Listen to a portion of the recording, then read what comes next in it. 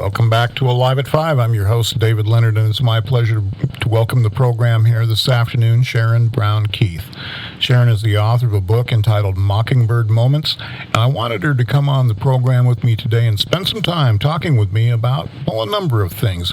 Her book deals with several different issues, primarily around loss and grief, but it is certainly not a downer type story. It's certainly not a really tragic story, because Sharon weaves a lot of humor into this, and it's really a good book to read. Sharon, good afternoon and welcome aboard. Thank you so much. Thank you for having me. Here at the beginning, for a listener out there that may not be familiar with you, if you'd be so kind, tell us a little bit about yourself. Who is Sharon Brown Keith?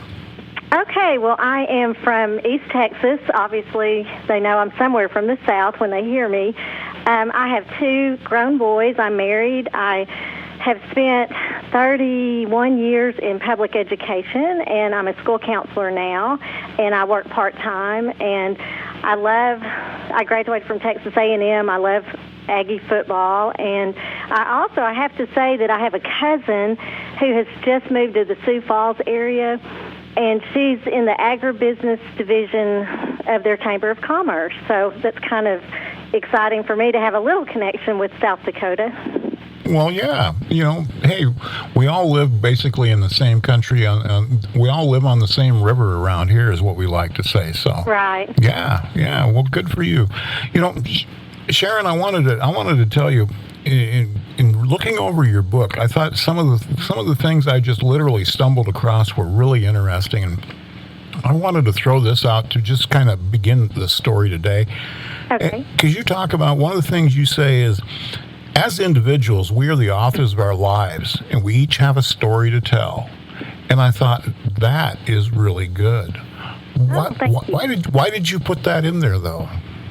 Well, I think that sometimes people think that their life isn't that important because they're not in the limelight, or on a daily basis they're not dealing with handling big issues, and they're just kind of going through the motions. And really, I think that sometimes, and what I hope my book brought out, sometimes it's, or most of the time for me, it's those ordinary moments and ordinary things you do in your life that really make it your life, and really what your legacy becomes. You are forged in those tough times and those ordinary times, more so than the big times, because the big times, the big events, you remember, but they don't always make you who you are. And I felt like that my story was pretty ordinary, because I'm not unique in losing a parent or losing a loved one, but I think that my take on it would be completely different than anyone else, because we are all so different. Well, I tell you, I found your book to be a very good read. Another quote I wanted to throw at you here before we move on to what took place in the fall of '92, and then after that. But it's something else you wrote very early in the book, and because when you begin the book in the introduction, I thought that the introduction was really wonderful, and you say, some days are just extra noteworthy. Days you will always remember, not only because of something good, but also because of something so embarrassing or traumatic that the memory is permanently burned in your mind. Days that will forever live in infamy. And I got to tell you, anyone who has grown up and gone through puberty, adolescence, or teenage years, wow, I saw that and I thought, oh, that really sums it up, doesn't it? Right.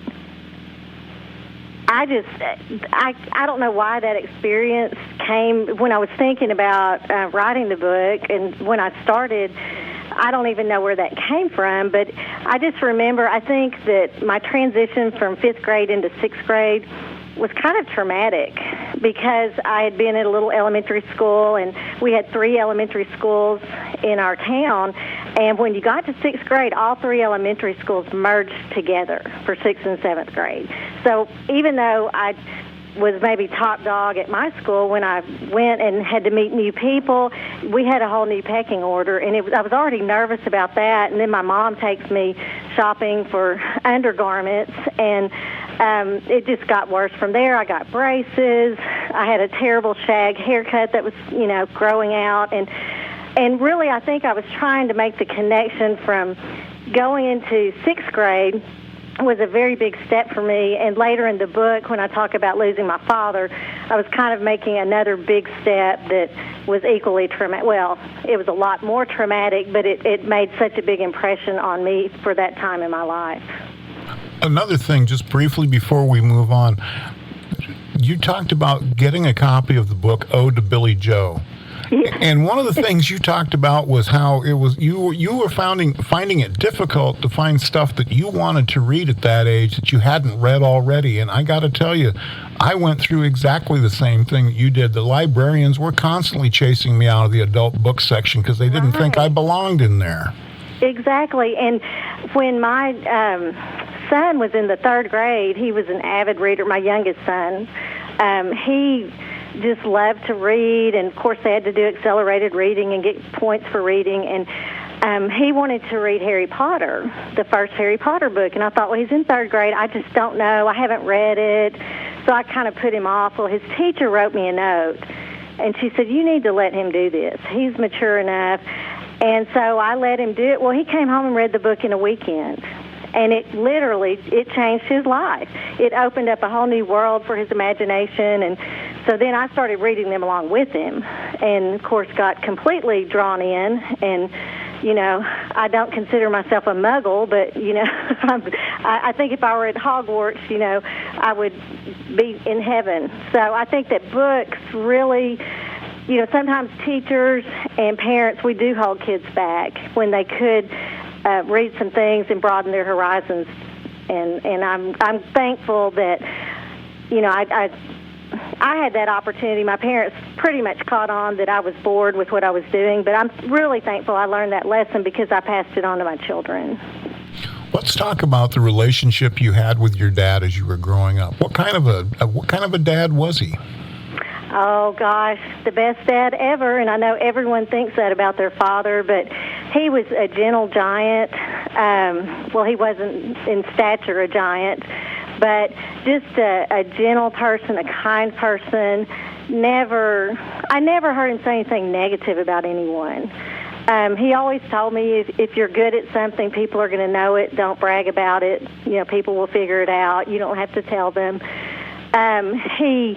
He was my helper. I mean, he's the one who helped me with my homework, and he taught at a university, so his hours were a little more flexible. My mom was in the public school, and so he did a lot of the picking up of, you know, and carpooling and things like that, and just, you know, I just watched him and thought, you know, he's just about as good as they get. As you left high school and you moved on through life, what did you do? You mentioned that you worked in the public school system, I think. Yes. Tell me about that. Well, I got my degree in education, and I graduated in December, which meant that there weren't many jobs available for teachers at that time. So I had the big dream of going to Washington, D.C. and working on Capitol Hill and getting all involved in politics. And anyway, I went up. It didn't work out. I ended up going back home, and I had to live with my parents after graduating from college. And, you know, my brother was there too. So my dad was like, I would like to know what an empty nest feels like. You know, this is not what we imagined. So we're all back home, and that summer he drove us around because my brother had just gotten another degree in education, and my father literally drove us around in the car to school districts, and we would go in and drop off our resume. And because back then, you know, you didn't have the access like you do now to just email things. And so I got my first job, and that's where I met my husband. And my first teaching job, I was actually a ninth grade English teacher and had to sponsor the drill team. And since then, you know, I've taught history, all levels of English, speech. I sponsored every group, cheerleaders, drill team, National Honor Society, done it all. And I finally decided I wanted to get out of the classroom, and I became a school counselor. And I've done that for, goodness, 15 years now. Tell me about the fall of 1992. What happened that year? Well, I was expecting my second child. We just found out it was a boy.